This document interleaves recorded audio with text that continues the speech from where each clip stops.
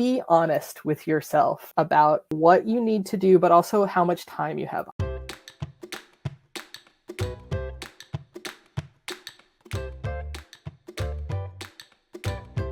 Applications take more time than you think.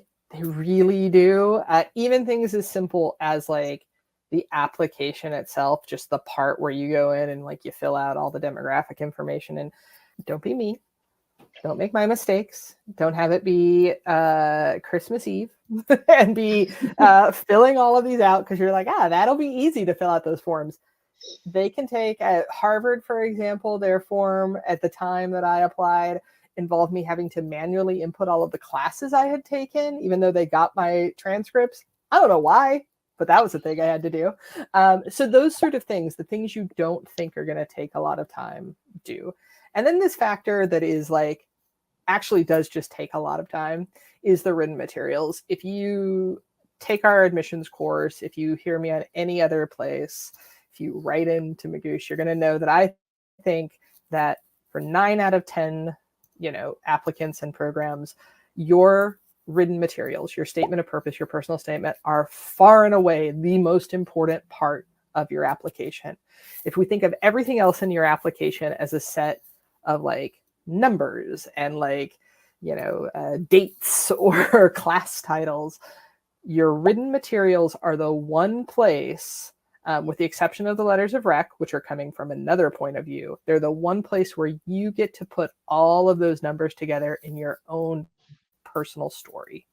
And that's really, really important. You get to make sense of that. So for those of you, I see in the chat here, someone who's making the switch to cybersecurity, switching from HR to cybersecurity. This is where you get to talk about why you're doing that. What drove you to make that decision? What skills do you have that are going to do well here? You've worked in cybersecurity for 1.5 years. Your written materials are where you get to present that.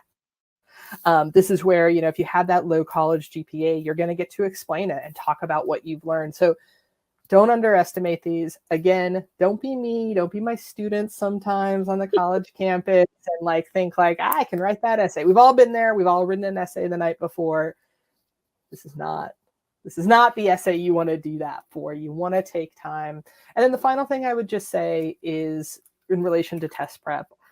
When I was a GRE tutor, this is something that I worked with students a lot on. Be honest with yourself about what you need to do, but also how much time you have. I would talk to students like my first session so many times where they'd be like, I'm going to study for 4 hours a day.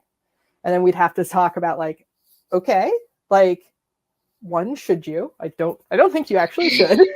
But, you shouldn't.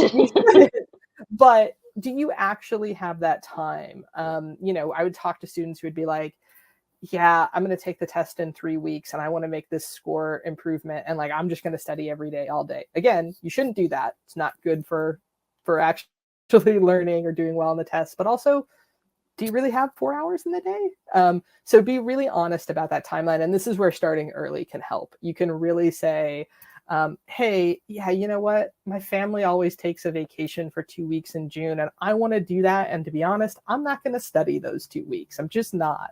And you can build that into your timeline if you start early enough. So just be honest with yourself. Absolutely. Totally agree. I've seen it so many times. The student who says, yeah, I'm going to study a full-time job, 40 hours. Yep. Do not recommend. I find that the students who are most successful with their studies are the folks who are balanced in their studies, who have a reasonable amount of time and maybe break up that time with, work on the other parts of their application or living their lives, working their jobs. So again, start early so you can create a schedule that is sustainable and that you're not going to burn out and end up writing your essay the night before. All right, timeline. What do we want to do first? Then where do we go? Then where do we go? So first thing is always research. First thing is always looking at the schools that you're applying to, looking at the programs that you're applying to, making sure that list is correct, right? Really critically evaluating what you actually want out of this. And then in that research process going, okay, what do we need for the whole application? What do we also need for the test scores. Jen, do you have anything that you want to add on this? This is pretty much it. Do that research, get that first test. And the one thing that I would just do is when you're making that initial timeline, I think Erica might have thoughts for this, but I think this is really important. I always recommend to students work backwards, make your timeline backwards from when your first application is due. From there, think about how many weeks it would take to get a test score in, and always plan for taking 2 tests. Now, we hope that you only have to take 1. We only want to give ETS your money once. We only want you to have to sit through this test once and never have to think about it again. But things happen.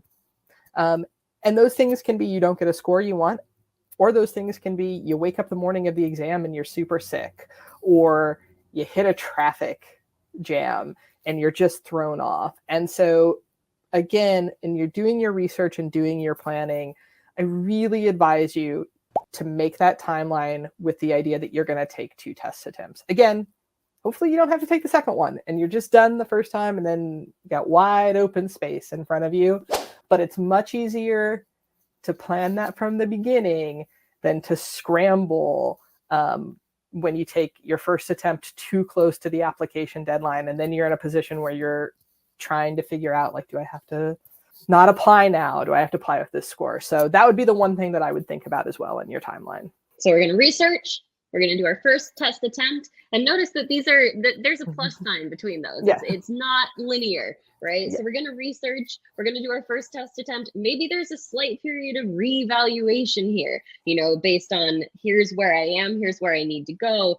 How much do I care about that one test optional program? And also, like, how much do I care about having the test as part of my application for that test optional program? And then we get into building out that full timeline, bringing together the application. Yeah. This is also where, to add one little thing, this is where research is not something, research is an ongoing process. Research happens throughout. This is in general. If you were my student in a history class, I would say this as well. We don't do research and then we're finished and we go on next. It's really the case here. So you may do some research in the next month or 2 about the schools you want to apply to, and then reach out to professors and find new information. One of your recommenders may say, like, hey, I looked at the list of schools you're applying to and you're not applying to this school. So research is an ongoing process. These are connected together for a reason.